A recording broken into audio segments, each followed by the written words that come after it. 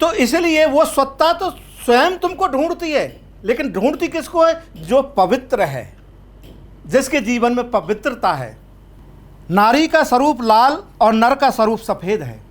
ये जितने भी मैं व्याख्यान कर रहा हूँ, ये अपनापन फाउंडेशन का एक तरीक़ा से सिद्धांत है, प्रकृति है। ये मेरे प्रवचन नहीं है। ये प्रवचन उसको कहते हैं मैं तुम्हारी वाणी को बोलूं अपने द्वारा, मैं कबीर की वाणी बोलूं, रविदास की बोलूं, राम की बोलूं, कृष्ण की बोलूं, तो प्रवचन है।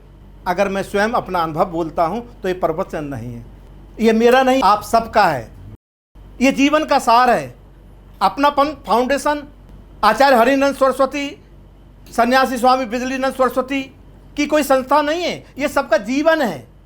ये आपका जीवन है, हमारे बच्चों का जीवन है, आने वाली पीढ़ियों का जीवन है। तो नारी का स्वरूप लाल और नर का स्वरूप सफ़ेद। अगर एक औरत, एक नारी जाति अगर लाल वस्त्र पहनती है तो बड़ी सुंदर और उसके अंदर ऊर्जा पैदा होती है। इसलिए हमारी शादी ब्याह रस्म जितने भी फंक्शन होते हैं उसमें हम ये कोशिश करते हैं कि हमारी बहन बेटियां हैं वो लाल कपड़ा धारण करें। जब शादियां होती हैं तो पूरा श्रृंगार लाल होता है, लेकिन वही श्रृंगार जब धीरे धीरे के चलता है तो काला हो जाता है। कितनी अज्ञानता है। और नर का स्वरूप सफ़ेद है, क्योंकि नारी जब रजस वाला होती है तो रक्त प्रवाहित करती है, लेकिन वही चीज़ जब पुरुष प्रवाहित करता है तो सफ़ेद प्रवाहित करता है। इसलिए जब भी पुरुष, हमारे संत महापुरुष जो कपड़ा लिबास ये धारण कर रखा है, मुझे इसका पहनने का शौक़ नहीं है, लेकिन अच्छा लगता है, पहनने में कोमल है। मैं पैंट बुशर्ट भी पहनता हूँ।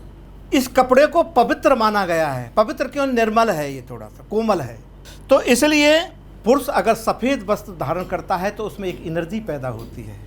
आप देखेंगे हमारे नेता लोग हैं, हमारे साधु संत लोग हैं, और जो साधु संत हमारे रेड कपड़ा पहनते हैं, वो क्यों पहनते हैं?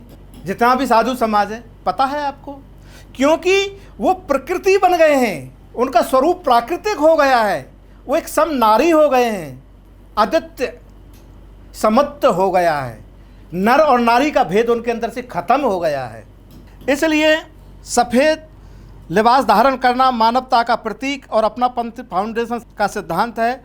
इससे एक प्रकार की ऊर्जा उत्पन्न होती है।